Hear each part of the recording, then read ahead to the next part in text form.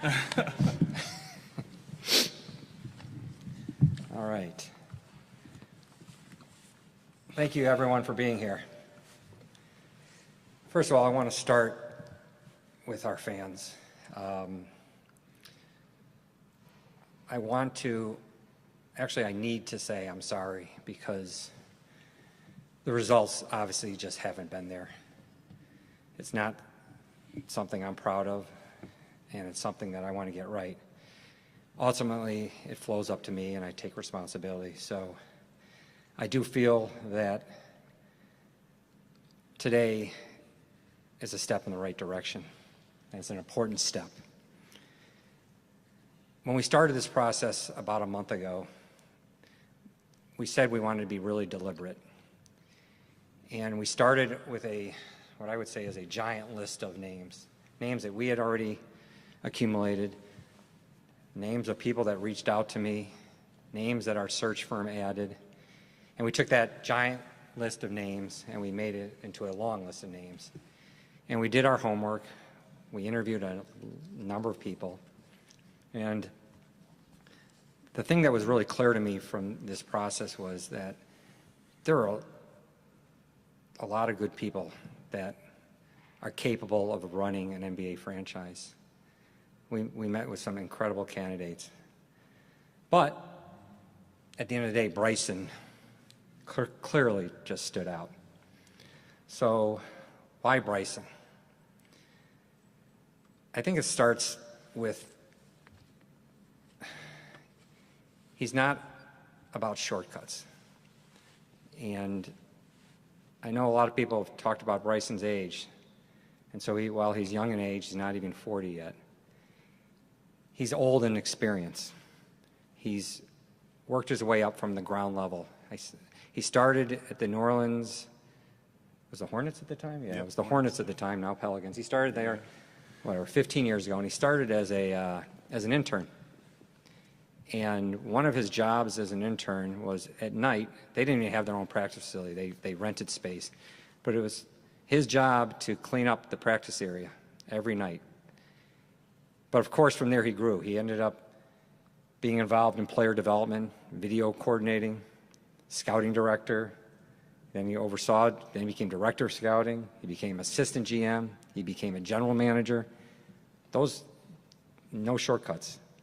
That experience, he understands what it's going to take to build a winning organization.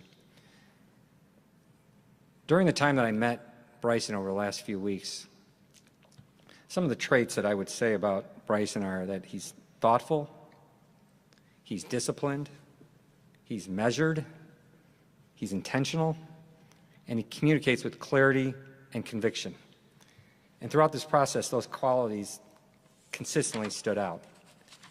But at the end of the day, it still comes down to talent evaluation. It doesn't matter what we do up there. If the players can't play, we're not going to be successful. And one thing that came out clearly is that he is an elite talent evaluator. And we did our homework. We talked to people that have worked with him. We talked to people in the NBA who just know of Bryson, and everything was absolutely clear. The guy gets it. He is an unbelievable judge of talent. I think he understands today's players. I think he's disciplined in his approach to talent evaluation. And I think that's incredibly important because we're in a moment in time now where we're headed into this offseason and we have 2 first-round picks, 2 second-round picks, a boatload of money to spend, and we have a great opportunity, but we got to get it right. I think when it comes to talent, though, I think Bryson understands it's not just whether a player is good or bad. I think he looks at it holistically. He understands that it's got to be the right fit. So how does that player fit into the system? What is he going to be like from a culture standpoint? What's he like in the locker room? Does he belong in this building? Those things matter. Then when it comes to leadership and communication, he just connects with people. Whether it's players, scouts, staff, players' families, which, by the way, is really important, Bryson gets it. And I think part of his success is that people trust him. They know that he's genuine. They know that he's prepared. and they know that he's a thoughtful person. And I think that's part of his leadership style. He's a listen first person, someone who wants to understand first what he's hearing, and then he wants to respond with clarity and purpose. And that's something that's really important for me from a culture standpoint. He's going to get the best out of the people because they know that he has their best interest at heart, and I think that's really important. But at the end of the day, we still got to build the right team. And when I was spending time with Bryson, the one thing was clear: he knows he's not a one-man operation, nor does he want it to be a one-man operation. He wants incredibly strong and smart people around him, whether it's scouting, strategy, health and wellness, player development. It's really important that he has the brightest and smartest people, people that are really capable, people that have a seat at the table, whose voices are heard, and that's going to be really important. And I think that self-awareness is critical in a leader. So I go back to like a month ago when I talked about what we wanted. I said I wanted someone who was process-oriented, conviction, someone who's a good communicator, someone who understands trends, talent, team building, a great evaluator, a collaborator, and someone who can lead a complex organization. Bryson checks all the boxes. So now, as we go forward, we need to build this thing into a sustainable contender. We need the Bulls to be relevant again. But we need to be realistic about where we are. But we're committed to doing this right. So whether it's the resources, whether it's the time and the effort, we're going to build a foundation. We're going to elevate this organization. We're going to make our fans proud again. Eventually, we want to compete at a high level year in, year out. And we do want to have a real chance at competing for championships. So that is going to be the Bulls standard. So with that, welcome to the Chicago Bulls family. Thank you, Michael. Bryson Graham. I appreciate that. I think that's my cue to take it from here. First of all, thank you, Michael. This is unbelievable. I mean, I'm always going to be transparent and just be myself. That's all I know how to be. And this is unreal. When Michael called and told me I got the job, I'm not afraid to say this. I started crying. I broke down, man. I was like, because this organization means so much to me. And but first, let me give all glory and thanks to God, who's the head of my life, and he's just given me an incredible amount of favor and grace. And so I want to make sure I give him honor. I want to thank Jerry. I want to thank Michael and Nancy for believing in me and giving me this opportunity. I want to thank my family who are here. My dad couldn't make it. He's probably too nervous, so he stayed home. But my mom, my dad, my sister, my brother, they just gave me such a great foundation, and they were always super, super supportive. That is so important if you have kids, to make them believe that they can do anything, and they did that for me. My wife, she is big time. This job is hard. You're gone a lot, and she has made a ton of sacrifices for me over the years. We've been married for 12 years. It's crazy. Yeah, we've been married for 12 years. We got 3 kids. My oldest is Kinsley. My middle is Harper, and then my youngest is Brave. His game's Grace, and we call him Braves. Y'all see him running around the gym. He's over there. So I love y'all, and I thank you all so much for just being my rock, and supporting me. So yeah, after all the crying and everything was over, start thinking about, all right, how we want to, build this. And we had such great conversations, such great conversations. The interview process with Turnkey and the search firm, it was awesome. This wasn't something that was just done. Like, there were multiple conversations, very thorough. We covered everything you can think of. And the bottom line is, yeah, we want to win championships, and we want to build a culture that can sustain a high level of competitiveness in this league that becomes harder and harder every year. It's so competitive. And we're going to do that with the right people. They're going to help create the right culture, and we're going to put the right team on the floor. And we're just going to compete every single night. When I look around, and like I said, it's amazing for me because I grew up, obviously, a Bulls fan. If you played basketball in the 90s, 85% of the kids, 90% of the kids, I don't care where you're from. I grew up in San Antonio. Yeah, I got some love for the Spurs. Grew up, you know, I ain't gonna lie. But it did not supplant what the Bulls meant to me. And when I think about it, and I think about the greatness that's in this building and what's in these rafters and the championships that have been won here, it's amazing. It impacted my life more than I thought I knew, because I was always chasing what this organization represented.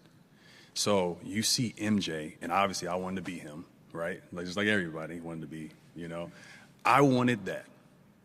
But it carried over into other aspects of my life. So like my work ethic, my determination, my grit. I'm watching the Bulls and what they displayed, and I'm like, that's what I want. And so, tore my ACL multiple times when I was playing at Texas A&M, gig 'em. But that grit started when watching this. And I want to bring that back. And there's a kid out there that's just like me that can be inspired by this organization and keep climbing, you know, and that's what we're going to do. That's what we're going to do. We're going to pull our sleeves up. We're going to get to work, and we're going to get out the mud. And I'm not afraid of the work, and, you know, we're going to get started here pretty soon. So I'll open up with questions. Who wants to get us started? Go ahead, John. Bryson, you know, I've talked to, my name's John Greenberg from The Athletic. Nice to meet you, man. Nice to meet you. Yeah. I've talked to some people about you, you know, this week, and Yeah. I've heard a lot of great things, and one thing was that you're not afraid to disagree with people, Yeah. and that you were, when you're, you know, running the draft room in New Orleans or whatever, that you would give your input but do it in a nice way. How do you mix your personal style, I guess, with, you know, getting the job done? Yeah, so one of the things philosophically I believe in, there's no bad idea. And I want to hear from everyone that's in the room. And I've always been someone that, for better or for worse, is going to share my opinion. And I think that added to the process in New Orleans. I think it added to the process in Atlanta. And that's what I want here. I want an open, collaborative, and very communicative organization. Because who knows? It doesn't matter about the position. Everyone in this room could have something that could add to the ultimate decision of making the right decision. And so yeah, I want to take in what everyone says. I'm going to process that, and then I'm going to end up making that decision. But I want an open and collaborative group. Bryson, Julia Poe, the Chicago Tribune. You mentioned that getting the people right is going to be a huge part of this. These hires coming up are going to be kind of the crucial first test for you. So how do you want to approach filling out the rest of your staff and that coaching decision? What are kind of your priorities? Yeah, so look, we've got a lot, you know, obviously ahead of us. There are very, very good people and talented people in the building already. So as I hit the ground, you know, we're not starting from obviously ground zero. I want to, you know, obviously bolster, you know, our staff. I want to add to, you know, our strategy space. I want to add to our personnel space. I think that's necessary. But look, like, you know, we've got a long way, obviously, you know, to go, and there's a lot of, you know, decisions that are going to be made. But I think right now where we're at, I think we're in a good place, and I'll get started on that here pretty soon. Casey. Bryson, Casey Johnson with the Chicago Sports Network. Michael touched on your eye for talent evaluation. You hear that basically in every conversation around the league about you. How do you think you develop that skill, and how do you continue honing that skill as the game evolves? Yeah, I think this experience, you know, from playing and then working in the video room, that really, really was helpful. like extremely helpful. So my second year in the league, Monty Williams, who's someone who I, you know, really look up to, and he was a mentor of mine early on. I was his video coordinator, and I also worked in player development on the court. And so watching a ton of film and understanding how the NBA game is played, that really, really helped me develop it. And then also, I'm not going to lie to you, so much of it is also like your intuition, you know, like so much of like the experience of watching games, watching players, remembering certain things about certain players, and you've been around long enough, you can draw inference from, you know, one player to the next. So you could say, oh man, he's just like X player that didn't make it, or he's just like this player that did make it. And so I think the combination of just being around it for a long time, watching a lot of film, and also working on the floor, it really helped me. Hi, Bryson. Will Galley with CHGO. I'm curious about your just evaluation of the roster as it stands right now. I know there's a lot that's going to change with the draft and lottery and cap space and all of that, but just kind of curious of your opinion of the roster and maybe the vision that you have for whatever it is that you're trying to build as far as a longer term, more methodical approach, or maybe something that you feel like you can get this flipped more quickly. Like, what's kind of your opinion and vision for that? Yeah, I mean, I think it's going to take time. It's going to take time. I think the roster, we're in a developmental stage right now. I think everyone in here knows that we're not where we want to be. But we've got 4 picks in this year's draft. We own all of our picks going forward. We've got a ton of second-round picks. And we got a ton of flexibility this summer. And so we just want to be smart, and we want to be also creative and opportunistic, right?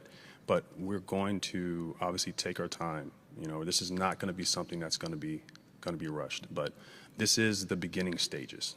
All right. You know, we've got some pretty good young players, but we know that this draft is going to be the first real layer to this foundation going forward. Jamal. Jamal Collier from ESPN. Congrats to you, man. Thank you. My question is for Michael. However, you talked about sort of building a sustainable winner, and that just what has to be different on your end as far as, you know, commitment to resources that you're giving your front office? As far as luxury tax, how willing are you to pay that? Building out a front office, just kind of from your perspective, do you feel like there has to be a shift or maybe more of a financial commitment to empower your executive? I look back at the history of the Chicago Bulls, and I'm looking around this practice facility. This is our second practice facility. The first practice facility was the first privately owned practice facility in the NBA. So we've always been about spending the resources. For some reason, there's been a narrative that that wasn't the case. Each administration has been given the responsibility to spend them, tell us where you want to spend the money. So I don't mean to push this on you, but it's gonna be Bryson. Bryson's gonna tell us, here's what I need. We need to add in this area. Or, hey, we're good here, but maybe we need to add someone below that. As far as the luxury tax, obviously there's specific penalties for being in the luxury tax and the second apron and all that, and now you got to manage that. No team wants to be in there. But if we're competing for championships, we expect that we'll probably be in the luxury tax, and totally okay with that. I don't want to be in the luxury tax for a team that's not in the playoffs, but if he did, then he wouldn't be the right guy. Sam. Sam Smith with the Bulls.com. I wanted to, Michael has mentioned many times, several times, about the autonomy that you'll have. And I wanted to follow up on the roster point that was brought up. These are none of your players. You're inheriting everything. Sure. So if you have total autonomy, presumably you can do whatever you want. Is there anyone, in your view, on this roster that's untouchable? That's funny you asked that. Look, I really don't. I don't want to, in respect to the guys, right? Answer something like that. I mean, that's tough, right? I mean, there's only a few probably players in the NBA, let's be honest, that are untouchable, and even them, you can get them, right? So that's just the nature of the beast. You're going to listen on every player, and that has nothing to. I'm not taking anything away, or I'm not trying to strike fear in the guys that are on our roster.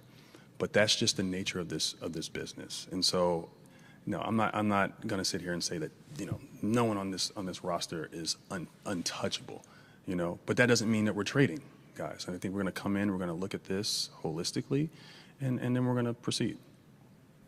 I have one more. One of the bigger questions, you have plenty, but is the cap room this summer. So supposedly Bulls have the most or as much as anybody. And what's your philosophy as far as, you touched on it a little bit, but use the cap room to add a player so that the team could, have a veteran, be better, or use the cap room for purposes to add things to help you in the future? What's your philosophy on using the salary cap space? Yeah, I think that's a great question. It all depends.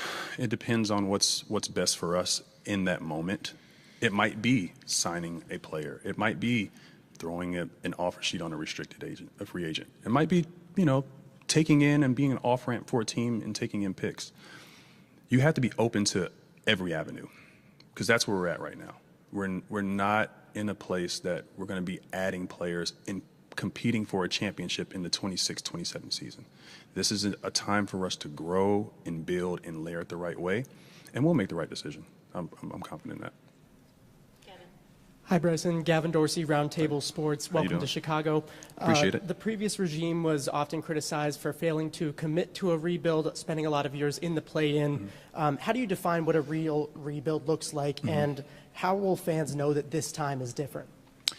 Well, a real rebuild, you can look at the record, right? Just being honest, and also, right, like most rebuild, situations is when you don't have star caliber, players, right? So right now, not to say that we don't have anyone on this roster that can get there, but until we, continue to obviously draft well, add to this mix, and add more just overall talent and team identity. Yeah, we are in the rebuilding phase, and we're extremely young too. So that's how I'll define, what the rebuilding phase, what a rebuilding team looks like. And I think that's where we are right now. I'm not going to be up here and mince words and say like we're further along, if we just add a couple of pieces, because that's not the case. And then I hope that, as fans, we kind of understand where we're at. And we're going to get there, but like I said, I want to keep on saying this, is that it's going to take time. Drew Stevens, the Bigs. Bryson, there you are. you obviously had to sell yourself throughout this entire process, but interviews go both ways. What did you need to hear from Michael and company to make you feel like this was the right partnership for you? Really, look, there are 30 of these opportunities, and this is the Chicago Bulls. Michael really didn't have to sell me on much of anything. I'm just being honest with you. This is, a lot of people are from here. They've been here for a very long time. Me walking into this gym, like I feel the weight, and I want that pressure. It motivates me. It gets me going. There was nothing that Michael needed or Jerry needed to sell to me for this job. I'm humble enough to know that I was chosen. I didn't choose them, So, to answer your question, this is an unbelievable opportunity that I'm ready to take full advantage of. And there were no questions that you had from Michael that you needed to hear answers to? Yeah, of course. I'm asking questions, but what am I going to? Am I trying to be combative? You know what I mean? Like, I think what he's saying is, did you talk to me about resources and all that? Absolutely. It all came out naturally in our conversation. Sure. It was never an issue. Yeah. But I will tell you that when we interviewed other people, they asked some questions like that. But I think it was clear in this process that Bryson was going to have the resources and the runway to make this right. Yeah. And I'm trying to answer your question. I'm sorry if that's more what you were looking for. Yeah. That we had obviously questions and answers about the resources and things like that, and we're fully aligned. Matt Zahn, CBS Chicago over here. I was kind of going to ask what Drew was asking, but along those lines of asking questions of the organization, Michael opened by saying the results haven't been there. What gives you the confidence that you can do what others haven't been able to do here? That's a good question. I mean, it's not going to be just me. It's going to be the people that I put around me and work with me. We're going to do this together. And that's from the performance room. That's from the communications department to the coaching staff, cap strategy, evaluation, every aspect of this. I don't ever want to put this on, I have the answer, because I don't. If I'm the smartest person in the room, we're going to fail. And so I'm going to make sure that we add the right group of people, and we're going to pull in the right direction, and we're going to win games. So it's not about me. It's about the Chicago Bulls as a whole. Mike. Over here, Mike McGraw, Daily Herald. Bryson, there's a lot of the teams you worked for had a lot of different job titles, a lot of different people on the directory. What would you say were your main duties with the Hawks and the Pelicans in the later years of the Pelicans, and any areas of expertise, any authority that you had? Yeah, overseeing personnel. You know, when David Griffin came to New Orleans, I oversaw the draft process, and that was like my real first responsibility, like really strong responsibility of taking ownership of something of that magnitude, of who are we going to draft. And obviously I touched every other aspect of it, performance, player development, and things of that nature. I was involved in everything, but personnel was where I lived. Andy? Andy. Hi, I'm Andy Sell. Bryson, where do things stand in the coaching search? How far along are you in that process? And what are some of the traits you're looking for in a candidate? Yeah. So, to be honest, with me just obviously getting to Chicago, have not started a search, have not put a list together of candidates or anything of that nature. Probably don't plan on doing that for, another week or so. But in terms of, what I would say we're looking for someone that's obviously smart. We're looking for someone that can lead and someone of really, really high character. And we also want somebody that's, when I say smart, they're good on both sides of the ball. I think a lot of times now you have coaches that lean towards offense and they lean towards defense, and that's fine.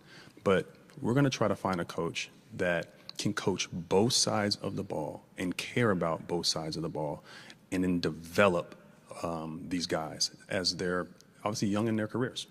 So to answer your question, those are some of the things we'll be looking for. We're going to take a few more. Paul, go ahead. Hi, Paul Sullivan, Chicago Tribune. Congratulations. Thank you. And this could be for Michael, too. The great Bulls teams have always stressed defense, and they've kind of gotten away from that the last couple of years with some higher scoring teams. Would that be something you would emphasize when you build this roster, or is it matter to you? Absolutely. And me and Michael, talked about, the importance of defense and establishing an identity on that side of the floor, especially when you're a younger team and you have younger players. When you compete on the defensive end, your team typically plays harder, and you're starting to see a lot in the playoffs.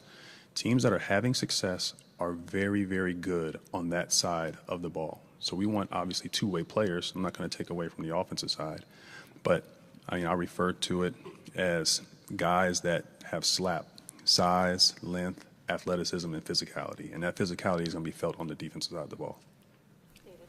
David Hoff from The Score and CHSN. Congratulations, Bryson. Thank you. I was told this week in talking to somebody from New Orleans that at one point in time you had in your phone a photo of you on your first day as an intern unloading boxes. Yeah. I was just curious if you have that photo still in your phone, and if you do, what that represents to you. Yeah, I do. It represents a lot because, you're starting from the bottom. I mean, obviously I was the lowest on the totem pole, coming in, which is expected, which I think a lot of people think that, when you get into the NBA, you're just like given everything, and that's not the case. You really have to put the time in. And so that photo to me just means like, that's who I am, I don't mind doing the little things that are necessary, whatever it looks like. Obviously this position it's a lot, right? But it's just a title. Like the work is what matters. And I got to be ready to pull up my sleeves because we're at the ground floor. And that picture represents that to me. Like this is where you started and this is back where you're at again. A different title, but this is where you're at. Dion Miller from ABC7, welcome. We're Thank excited you. that you're here. Thank In you. light of that, this whole moment has to feel incredibly surreal. Absolutely. So how excited and prepared, I guess, do you feel for a challenge like this? How did you know you were ready to take on something like this? Yeah, I don't think I believe I'm ready, but you probably never know you're really ready. It sounds like having a kid, right? It's like, I think I'm ready to have children. And it's like, until you get it, you're like, oh my God. I feel the same way. And it's because of my experiences that Michael alluded to. I started out, as an intern and went from an intern to the video, to being the head video coordinator and player development coach, the scouting coordinator, to director of college scouting, to assistant GM, to general manager. So you're checking all these boxes and you're doing so much within the organization that it gives you the confidence that, okay, I've checked the boxes. I didn't skip any steps. I can step into this role. And there's like a certain confidence that just kind of comes with it. It's almost like if Modest, like I'm sure the first 30-point game he had, he starts saying to himself like, yo, I can go get 30 now. Like I'm nice. You know what I mean? So it's kind of like that, and it's the same thing for me. Last one. Go ahead, Sam. Yeah, last one. Still trying to nail you down on some of these things. Okay. But we don't know exactly, you were involved with the draft, but we didn't know exactly if it was your guys or somebody else.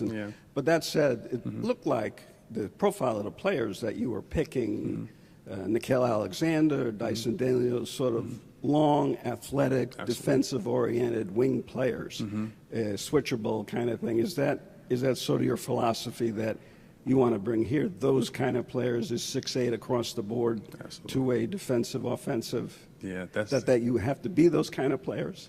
You don't have to be those kinds of players, but yes, we would love to have size, length, athleticism, and physicality all across the board.